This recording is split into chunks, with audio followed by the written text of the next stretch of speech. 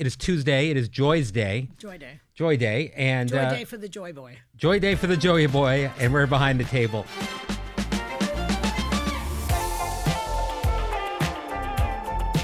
Let's start by talking, because you didn't get a chance to talk about it yesterday. What do you make of all these No Kings protests over the weekend? You were very excited about them theoretically, and then they happened. What was your feeling? Oh, you know what's so interesting about it? Already they're saying that it was a big nothing on the right. They continuously are saying things like that. If it was a big nothing, they would keep their mouths shut. Mm-hmm. The fact that they're opening their mouths shows you that it's threatening to them to see all those people. And remember, they say 7 million. So for everyone that was there, figure another 5 at home who sympathized with them, or 10 maybe, right, who didn't go. Mm-hmm. So that's a lot of people, and they know it. And by the way, this business of him with this meme where he's flying around and pooping on Americans, on American people, he thinks it's funny. That just shows you how threatened he is by this. The two things that bother you more than anything else are both Donald Trump and scatological humor. And he's both. The combo of that is really hard for you. You do not enjoy a poop joke. I don't. I'm not big on that. No, I know. Whoopi enjoys a poop joke, generally. She does. She likes that. But this is his idea of humor. Yeah. And Johnson defends this. I mean, I've never seen anything like this. It's an embarrassment all around the world. He is. On Friday's show, you made a point to take a look at the famous photo from 1967, the Vietnam War protests, where a 17-year-old confronted National Guardsmen holding a flower. That's right. Why was that important to you? Well, because it was symbolic of the way they were flower children. It was all about the Haight-Ashbury section. Mm-hmm. It was all about not going to war, being peaceful, being peaceniks. And here they are with their guns and their militarization. And this little girl shows a flower, which is symbolic of peace and tranquility. Did you protest in the Vietnam era at all? A lot. Yeah, what did you do? What kind of stuff? Marched to Washington many times. Spoke out as much as I could as I was teaching at the time. Mm-hmm. I think partly I got fired a couple of times because of the Vietnam War. Right. I used to always speak about it. I told the kids, don't go. Go to Canada. When you were a teacher? When I was teaching in a high school. They didn't like Island. That. No, they did not. The word got out because one of the kids in the class, her father was in the military and she snitched. Mm-hmm. I said, you don't need to go. Go to Canada. There you go. Because it was a completely outrageous war that had nothing to do with us. It was one of their follies, their militarizing follies, whatever. When you were teaching during the Revolution, did you feel differently? Or During the Revolution, I felt like it was justified. We had to get away from the king. Sure. That's why I will march now to get away from the king. You're taking back what you remember from then and telling people about it now. Shall we go over the Civil War when I was dating Lincoln? Thank God you were. You know, we used to do this to Barbara. Yes. We used to say to Barbara Walters, we'd say, well, how was it when you were dating Lincoln? And now it's me. This is what happens when you get older. I look forward to it. All right. So we had someone, it was too bad you missed yesterday because there was a lot of stuff going on. Did you miss me? I did miss you. I always miss you when you're not here. Yeah. But we had Senator Bernie Sanders on with us yesterday, one of your buddies. I know. I was mad that I wasn't on. Yeah, not mad enough to come in. Well, by the time I saw it, I was in my pajamas. Okay. Is it? Yeah. Well, you came in for Cuomo last week, so that was enough. That was planned ahead. Yeah. Did Bernie request that I come in? No, he didn't. He didn't, despite everything you've been through together. I named my dog after him and everything. My idea. And while you weren't on the show, you were watching and you were texting. What did you think about it? Bernie? Yeah. Well, I worry about Bernie getting older and that we're going to lose him eventually, and there's nobody like him exactly who's younger. Mm-hmm. And he's very, very clear on his positions. Very clear, very sharp. And I like him a lot. I was at a dinner party the other night, and somebody said, I don't like him. And I just didn't start up because I had 2 glasses of wine already, so I didn't want to argue. Because then I can't remember anything. That's never good for me. No. When you're out in public and you have a glass of wine, that's not going to end well. No. While he was on the show, he made the case for democratic socialism, which is a very kind of hot topic in culture right now. Do you think that's the path for Democrats, or do they need to be more moderate? It's funny because every once in a while, someone will critique this show. You'd be shocked to hear that. Yeah. And this show? This show. And occasionally the podcast. No, the View. Oh, the whole show. And occasionally, we get critiques from the right, but occasionally we get critiques from the left saying we need a real progressive on the show. Mm-hmm. My counter to that would often be that to many people in this country, Joy Behar is the most progressive person they've ever met. Sonny Houston, extremely progressive. But in some ways, you're a centrist. You were a big supporter of President Biden, who is a centrist. Yes. How do you feel about the progressive lean of the Democratic Party? I would call myself a pragmatic Democrat. Okay. Or a pragmatic liberal. because I believe that things should be run properly so that everybody can get their share. I don't believe that the government should own things.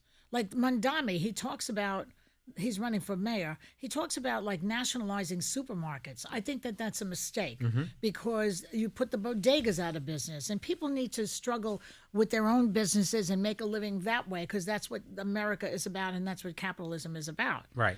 So I don't go for that. And that is communism more than socialism. Now, when you get critiqued on the right, people often call you a communist or a socialist. No, that's incorrect. Some guy was following me a few years ago yelling you're a communist until my husband said, get the away from my wife.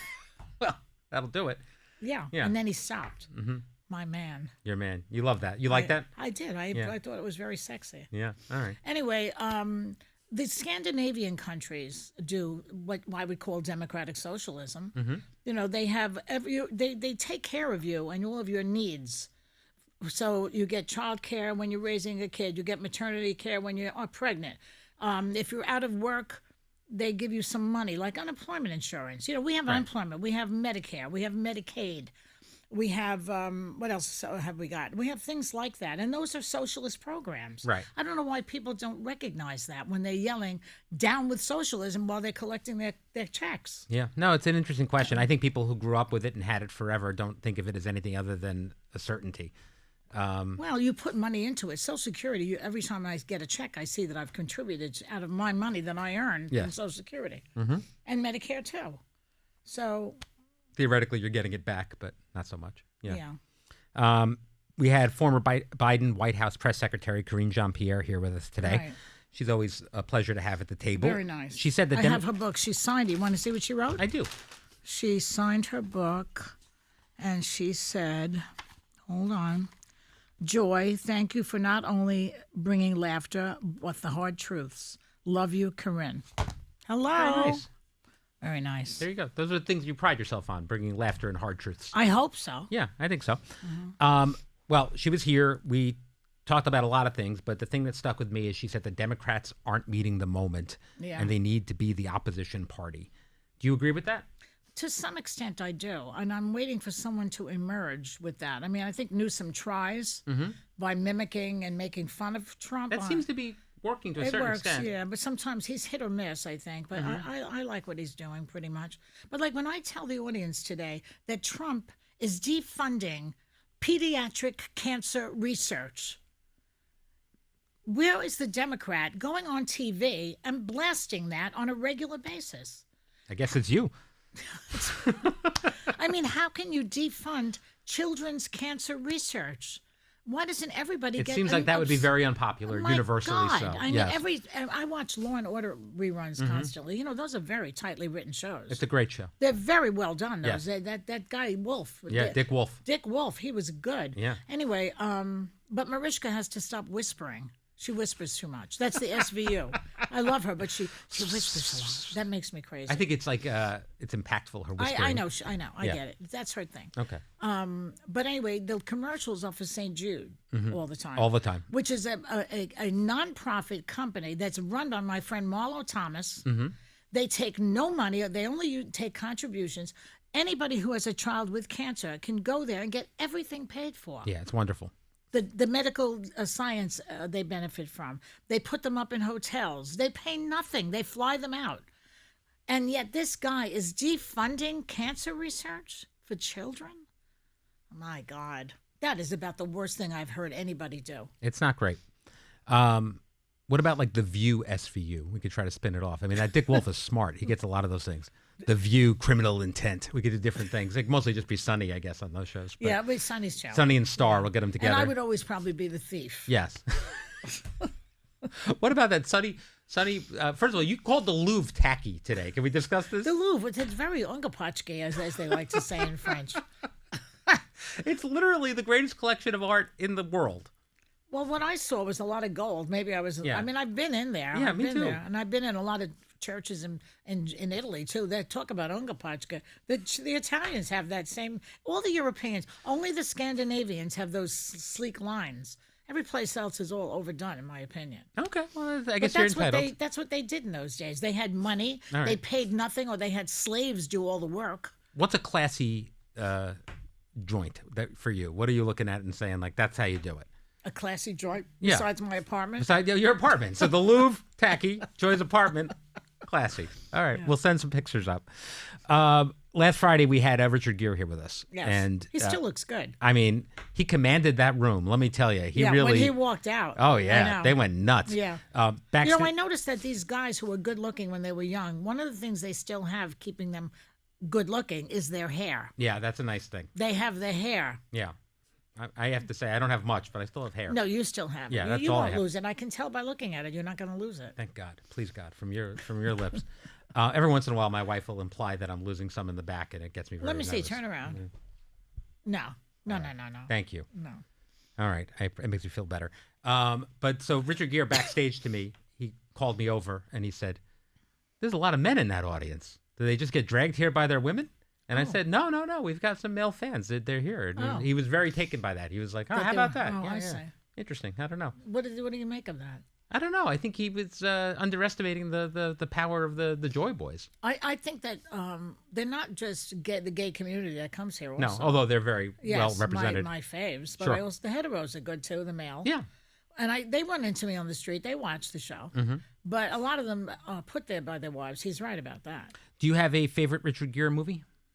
I like An Officer and a Gentleman. Yeah. And I can't think of the other ones right now. You ever see Primal Fear? That's a good one. That's a good one. That's a really good Ed one. Norton. Yeah.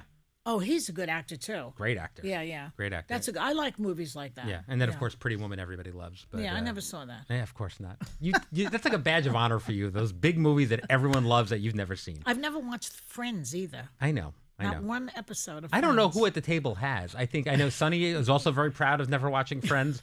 Whoopi's never watched Friends. Whoopi probably never watched a lot of these. No, yeah. Whoopi was. She was yeah. But I like thrillers. Mm-hmm. And when I watched again the Man Who Knew Too Much with Jimmy Stewart. Great movie. And who's the woman in that?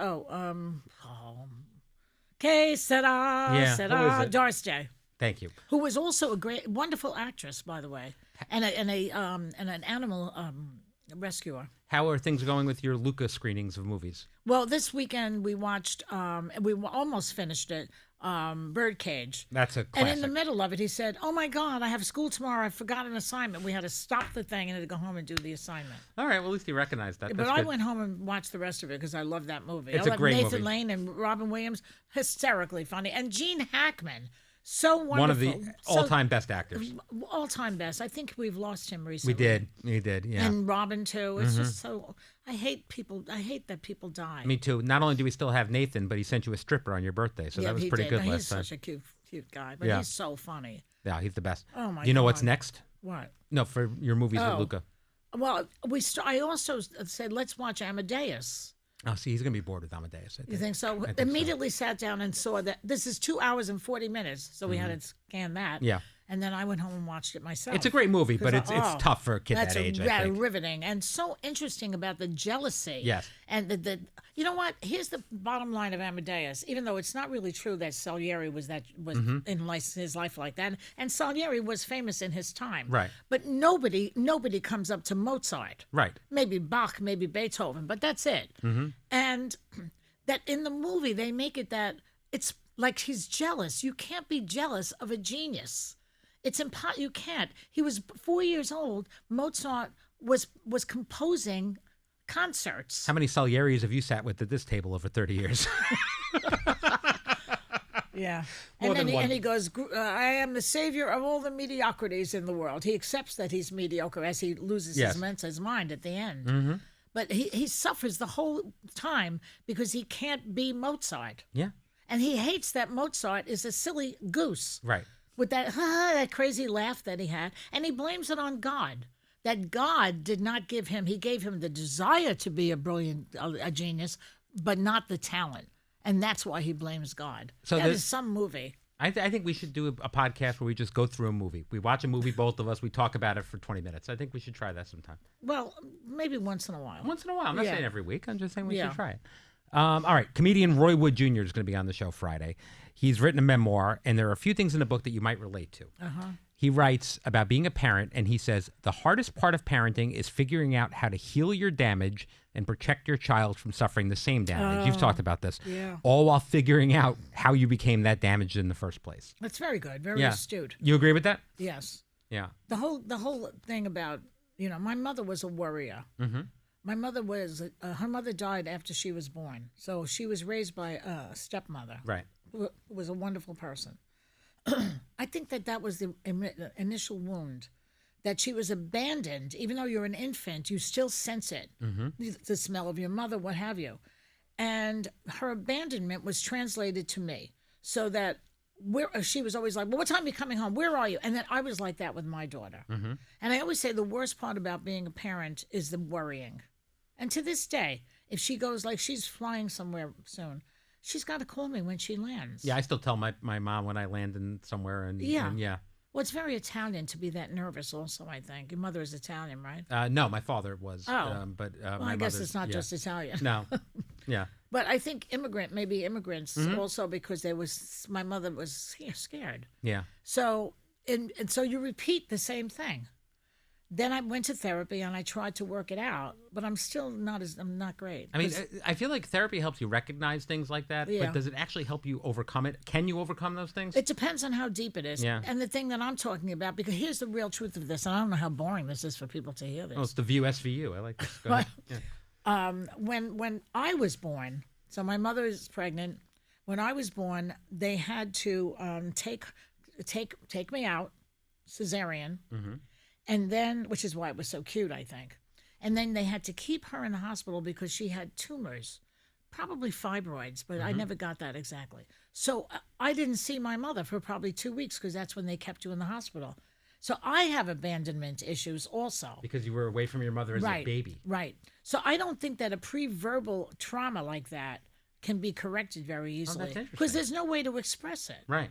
That's really interesting. Yeah. When my daughter was born, my wife had a cesarean and was feeling nauseous, and they gave her something, and it knocked her out cold. Benedictine? I don't know what it was, but they handed me the baby, and I had no one to talk to, and I had no idea what I was doing for a long period of time. Right. Where, like, they give you a lot of pressure beforehand. With you got to breastfeed right away. You got to do skin to skin with the mother and stuff.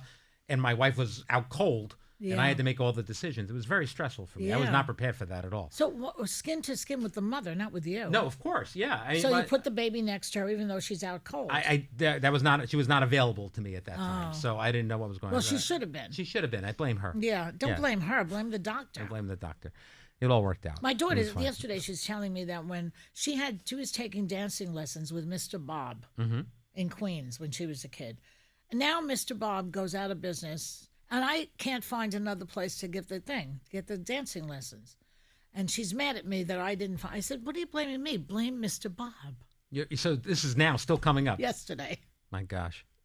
And Luca is blaming her for not being stricter with him when he was 4 years old, so that he would really be like aces on some sport or something. I said to him, you're 14. Nana didn't start being a stand-up comedian until she was 40. You have plenty of time and to do your 10,000 hours that Malcolm Gladwell talks about. I thought about that. So it's 10,000 hours to become good at something. Yeah. You still, after 28 years, have not done 10,000 hours of this show. I haven't? No. Yeah, but all I'm doing is talking. Now, I do it with you. I do it with my friends. I guess if you add up everything. Yeah, I do it everywhere I go. Yeah, I'm saying you're excellent at it, but you haven't gotten to 10,000 hours in 28 years. No, and then some. No, it's 200 episodes a year. Don't forget, I had 2 other shows while I had this show. All right, I'm just saying. All right, so Roy Wood, going back to Roy Wood Jr., he also writes about his life as a stand-up, and he says when you have a job that's not linear, like being a comedian, you have a responsibility. What does that mean? What's a linear job? Like a linear job is a 9 to 5. Oh, a regular job. Yeah, a regular job. Okay. A civilian job. That's why they call this, what our show is, linear TV. Yes, that's different. That's not digital streaming. Because it's on every day? Or... it's like clockwork. Okay, all right. But you have a responsibility to inform the people who attach themselves to you exactly what this life is all about. So if someone falls in love with you, it's not your job to sell them the dream. It's your job to sell them the nightmare. When you and Steve got together, and, this is your life. Right. You have to tell him the worst about it up top. I didn't tell Steve for 1 year that I was doing stand-up. Where did he think you were going? I was working at Good Morning America at the Right. time. That's why. That's Where you why I were could get fired. away with it. Where I was fired, yeah. Mm-hmm. But anyway, I did not tell him because I was aware that being a comedian, a woman comedian, and this is on me, and it's not a good thing. I was aware of the powerful position that it is, and I didn't want him to get scared. Now, knowing him now, do you think you ever could have been scared of this? No, of not course at not. all. Yeah. First of all, when I finally brought him somewhere, and it was a doctor's dinner, they are the worst audience. They only laugh if you're talking about them. They don't want to hear anything about your life, which is a lot of stand-up. And I died like a dog that day with these doctors. And he said, it wasn't you. They were a terrible audience. Well, then you knew you I had said, him. he's a keeper. There you go. Yeah. There you go. No, but he would not have been threatened by that. Neither was my first husband when I used to dabble in So it. why did you think people would be? Why did you think men would be? Because I know men, a lot of men. You're 0 for 2. Both of these guys were fine Well, with because it. I know how to pick the right ones. Oh, there you go. All right. Before we go, we had a... Wait, one more thing on that. Yeah, please. A lot of times when I'm scrolling on the nasty comments that we get on the View. Why you do this, Once I don't in a know. while, I like to read them. Yes. The men are the ones who are the most negative Yes. in general. Not that some women aren't also. No, I would agree with But the that. men, because they cannot stand powerful women with microphones. That's my point. There's something about the existence of strong women with strong opinions that them. bothers So a I was- certain so- sect of people. So coming right around to the beginning of this conversation, that's why I didn't tell him. Yeah. Okay. All right. You were right. Before we go, we had a suggestion for you from a listener. From Melissa? From a listener. Oh, a listener. Not Alyssa. Alyssa might be the listener. I don't know. Okay. Let's read it and find out. Brian, on the podcast you guys did on October 7th of this year, Joy was looking for a play idea, and I have one. Oh. The wives of the president and vice president have fallen out of love with their spouses and are now in love with each other. That's a Joy idea. I like that. Yeah. That's not bad. It's like the not hunting very wives. It's No, that's very good. She should write that. You should write that, listener. Go to work, Alyssa. What about the other thing we asked about? Yeah. So do we get it? No one wants to guess why the dog was able Jumped to out of the bathtub. jump out of the bathtub. How did he do that? There was no traction in a bathtub. Have you thought about putting a camera in? He's not going to do it again. This is a one-off. I don't think so. Once How you many do it- times are you going to poop in the tub? I don't know why he did that. Thank you for joining me today, Joy. You're welcome. Tomorrow I'll be back with Sarah Haynes, and we'll see you then. Okay. Ciao.